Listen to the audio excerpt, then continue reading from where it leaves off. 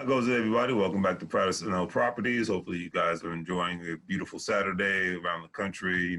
Fall is feels like it's here early. But hey, I don't miss the humidity whatsoever. I'm a desert kind of guy, not a swampland kind of guy. But anyways, today's subject matter I'll be talking about, as you see, millennials, my generation, hoping for a housing market crash.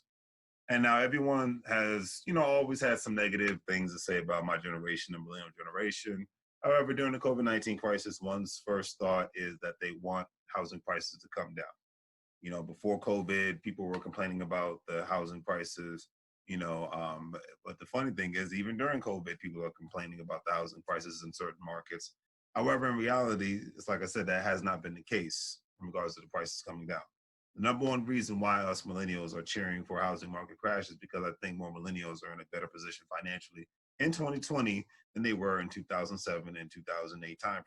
And I say that because we're a little bit older now, so we have a lot more job experience, we got more business experience, we have more life experience, so we understand the responsibilities, especially with real estate being such a big thing right now. We understand the responsibilities of home ownership, especially being a real estate investor.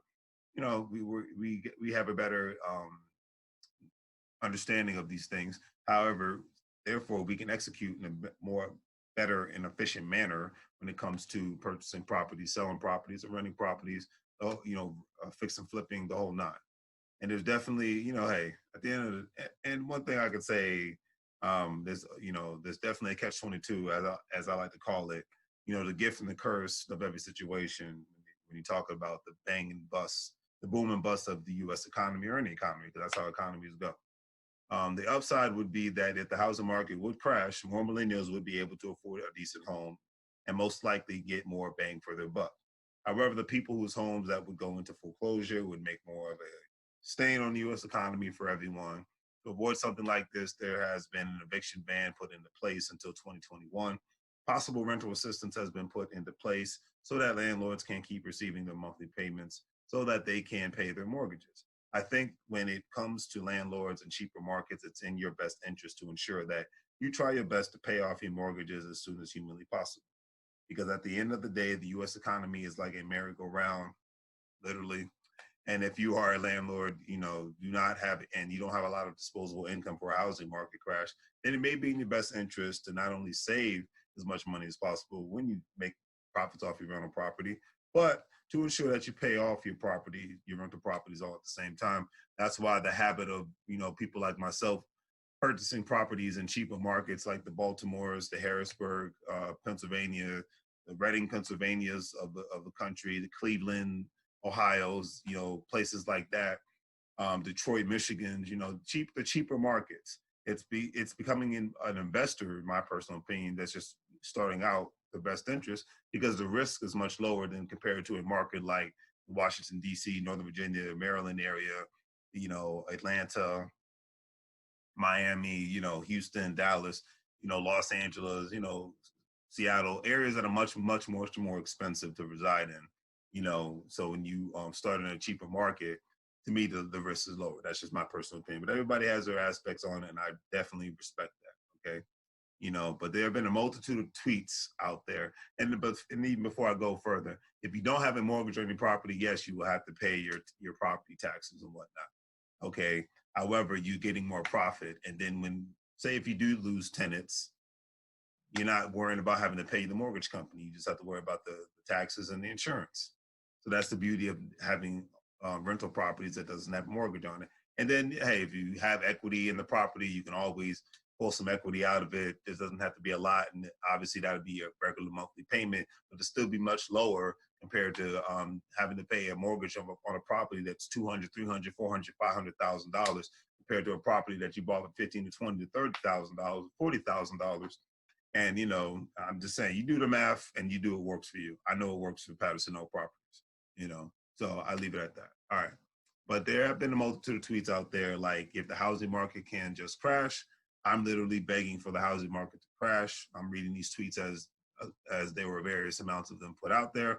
I just want the housing market to crash so I can get a 1,600 square foot house for $15. Is that too much to ask? I thought that was kind of funny.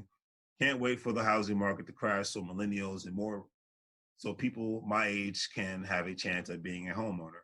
And bear in mind, a lot of these people live in major cities where they can't afford, it's not really affordable for regular working people to purchase a decent sized home. And a lot of people do love the fact, well, obviously life before COVID-19, they love the fact that they can live in a place where when they walk out of their home, whether it's an apartment, condo, or just a regular row home, townhome, that they can just walk to the store, walk to their job, get on the metro, take an Uber that takes about 5 or 10 minutes to get someplace.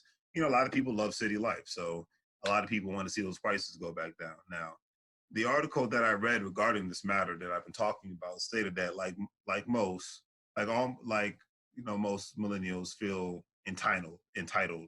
I've heard that 1,000 times to the housing market crash. I don't think that is the case, that millennials are feeling entitled to wanting a housing market crash. My personal opinion is really, people want to be able to afford to live someplace. Let's just, so, and they know when the last housing market crash, the prices of homes went down tremendously. And if you were a person who had cash money, or you were a person that could qualify for a loan, a lot of people were taking advantage of that. And they especially, I mean, heck, I did the same thing during the housing market slump. I bought a house that was half of what it was really worth because of, at the time, what the market was looking like. Now the equity has gone up since time has gone by, and I've been able to utilize that, from a financial standpoint and a business standpoint. So, but I just think that's the case. Most people just want a decent place to live, and it's harder to find that in 2020, and it's going to probably be harder beyond. That's why I said the times of the single income earner is over with. You have to have multiple streams of income. That's just the times we're living in from now until for the next 20, 30 years and beyond that. Especially given the fact that millennials like to have, more, like I said, they like to have more a convenient location to their jobs, nightlife, the idea for a lot of millennials and even younger people of just getting off of work and coming home is, that idea of a lifestyle before COVID-19 was definitely on decline. But with COVID-19, obviously, it had to be expedited, and it just went, I mean, just started to grow more because of no choice. And a lot of places are still shut down. So, but hopefully, like I said, within the new year, we'll get away from the 100% stay-at-home economy, and people can actually go out and enjoy life again. This one of the reasons why so many suburban communities were creating town centers, because they knew that more millennials wanted to go out and have fun and enjoy life outside of their living rooms. Obviously, life before COVID-19. The article highlighted a multitude of things that most people do not remember about the housing market crash that occurred in 2007/8 timeframe, such as the flood of bank-owned housing price homes, basically, which destroyed the market value of other homes, not just the ones that were foreclosures.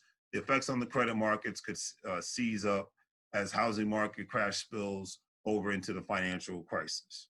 So, which could make borrowing money a little bit more difficult. More job losses would lead to less productivity all at the same time, and lessen the chances of houses moving off of the market. So, it's a gift and a curse when it comes to a housing market crash, because a lot of businesses are affected by this. So, in my personal opinion, I would love to see those prices again like we had in 2007, 8, 9, 10.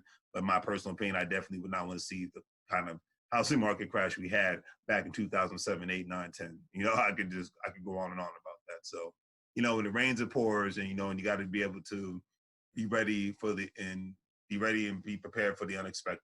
That's my personal opinion. So, but anyways, from a business standpoint, if you're looking to get your property wholesale, definitely contact Patterson Properties. We wholesale properties, distressed properties, in the DMV area, from Maryland to DC to Northern Virginia. Definitely looking to move into the West Coast market eventually, but definitely give us a contact, call, email. Information's on the screen, and definitely do the great 3 free things: like, share, and subscribe. And hopefully, you guys have a great day. Take care.